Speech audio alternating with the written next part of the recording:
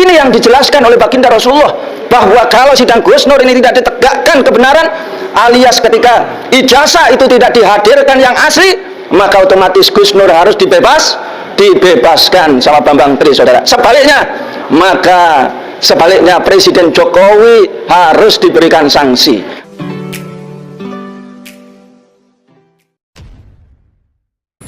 Assalamualaikum warahmatullahi wabarakatuh. Kembali berjumpa dengan saya di channel Gagasan Progresif Sudan. Sahabat setanah di mana saja Anda berada. Kembali sidang Gus Nur ya, yang ke-9 ini lagi-lagi para simpatisan beliau, para pendukung beliau, yang ini salah seorang ya yang memang sering muncul berbicara di setiap sesi persidangan Gus Nur ya. Beliau adalah sepertinya mantan pentolan ex HTI ini ya, memang yang sepertinya beliau ini adalah ustadznya beliau. Dia pun berbicara dan berteriak-teriak terkait dengan Gus Nur yang katanya harus dibebaskan. Gus Nur dan Bambang Tri ini harus dibebaskan jika ijazah asli Pak Jokowi tidak bisa diperlihatkan. Inilah ya sebuah opini-opini yang terus-menerus dibangun oleh mereka. Bahkan ya beliau juga membawa nama Rasulullah Shallallahu Alaihi Wasallam ya untuk meyakinkan bahwa apa yang dilakukan oleh Gus Nur hari ini itu tidaklah ya salah. Gus Nur tidak bersalah karena sampai hari ini menurutnya ijazah asli Pak Jokowi tidak pernah dilihat. Bahkan ya aki-aki ini kemudian itu ngotot ya, agar Pak Jokowi kemudian ya harus legowo ya, harus gentleman, katanya mundur dari presiden. Ini yang selalu diteriak-teriakkan oleh mereka-mereka ya selama proses ya, sidang Gus Nur berlangsung. Ini yang mereka selalu keluarkan, menuntut ijazah asli itu dihadirkan atau Pak Jokowi legowo untuk mundur, karena memang ini yang mereka hendaki. Mereka terus membangun opini ya untuk ya mempengaruhi publik agar juga tidak suka dengan Pak Jokowi dengan sejumlah kecurigaan terkait dengan dugaan ijazah palsu ini. Untuk lebih jelasnya kita simak dulu bagaimana ya statement daripada ya pria ini. Mari kita simak.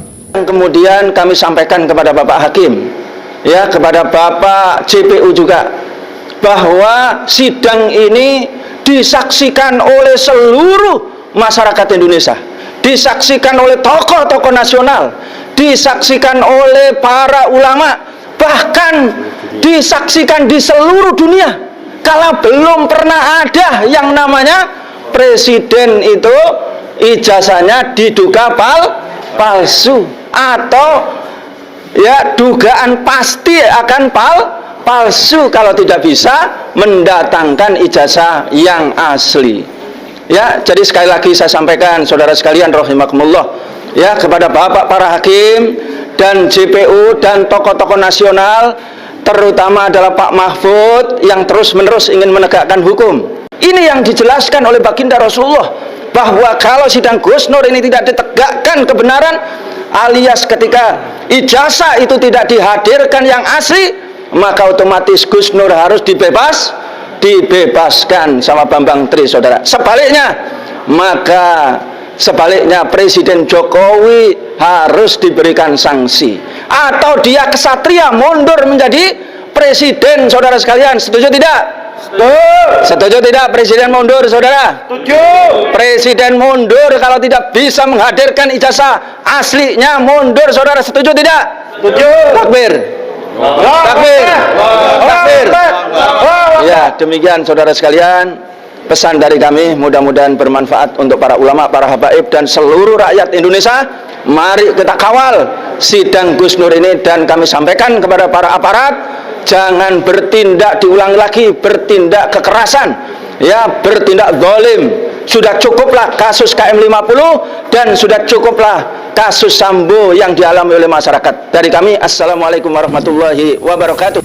Ya, inilah yang terus-menerus hendak dibangun oleh para pendukung Gus Nur, membangun opini di luar sana ya, bahwa sampai hari ini ya kita menuntut agar ijazah asli Pak Jokowi itu dihadirkan di persidangan ya, agar itu betul-betul bisa menurutnya membantah tuduhan yang dilayangkan oleh Bambang Tri Mulyono yang kemudian bermubahalah yang dipandu oleh Gus Nur.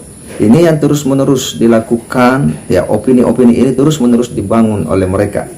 Ya, mereka ini ya menghendaki agar opini ini betul-betul itu kemudian menyebar di publik, dan tentu ketika ini menyebar, publik akan bertanya, jangan-jangan begitu, jangan-jangan begitu, jangan-jangan begitu. Kenapa? Karena mereka mendominasi wacana, ya, di media-media sosial, bahwa seharusnya untuk membantah bahwa Bambang Tri bersalah atau berbohong harusnya dihadirkan ijazah asli Pak Jokowi.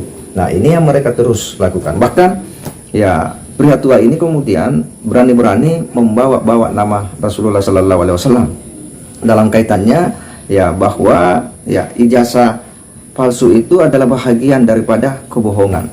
Selama Pak Jokowi tidak memperlihatkan ijazah aslinya menurutnya, maka selama itu pula orang diduga Pak Jokowi memiliki ijazah palsu. Ya, inilah sebuah opini-opini yang menurut kita ini opini yang menyesatkan, yang harus dilawan. Padahal dari berbagai persidangan yang kita lihat, hadirnya para saksi ahli sebenarnya sudah membuat sedikit terang persoalan ini. Bahkan saksi pidana, ya, ketika memberikan keterangan bahwa untuk menyatakan, ya, seseorang itu membuat surat palsu, ya, itu tidak mesti harus memperlihatkan aslinya. Ya, cukup bahwa yang palsu itu akan dicek dari mana keluar surat itu. Kan ada nomornya, ada nomor registernya, ya, sehingga itu bisa dikatakan ya palsu, tidak mesti harus mendatangkan asli. Demikian pula dari berbagai, ya, pemberitaan dulu Bambang Tri dengan sangat tegas mengatakan bahwa Pak Jokowi memiliki ijazah asli, memiliki ijazah itu hasil nyuri dari orang yang bernama Joko Wahyudi. Joko Wahyudi pun pada akhirnya mengklarifikasi di media. Lalu kemudian ya informasi sedikit berimbang hingga pada akhirnya Joko Wahyudi hadir di persidangan membawa ijazah aslinya itu, ya, dan tidak pernah merasa kecolongan. Artinya apa? Ya, Bambang Tri jelas, ya, di sini dia yang mengada-ada. Dia menyebut Joko Wahyudi dan Joko Wahyudinya pun hadir membawa itu ijazah aslinya di muka hakim.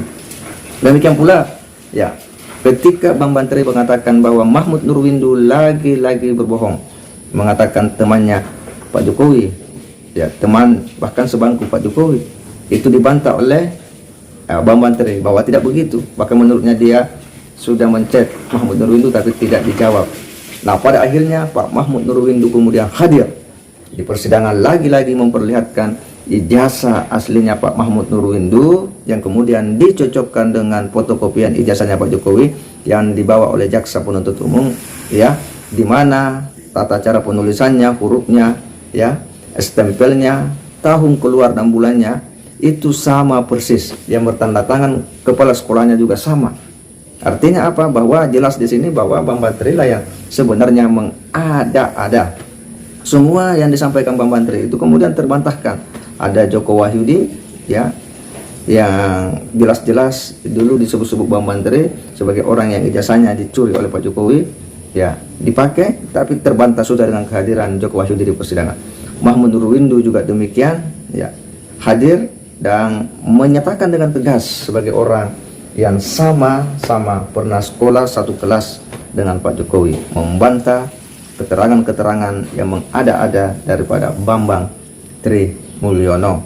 Dan anehnya kenapa masih ada juga orang yang sampai detik ini di sidang ke-9, ya, sudah sekitar 20-an saksi dihadirkan, orang-orang seperti ini masih saja percaya dengan ocehan-ocehan Bambang Tri Mulyono. Padahal kalau diamati bahwa Bambang Tri ini yang mengada-ada, membuat keterangan-keterangan yang itu semua sudah terbantahkan, ya. Nah, kita hanya menunggu bagaimana nanti sidang putusan hakim, dan kita berharap bahwa opini-opini seperti ini harus dilawan, ya, agar ada perimbangan informasi yang diterima oleh publik, dan hingga nanti akan ada putusan dari hakim yang memberi kekuatan hukum tetap terkait dengan peristiwa polemik dugaan ijazah palsu Pak Jokowi ini. Saya kira demikian. Wassalamualaikum warahmatullahi wabarakatuh.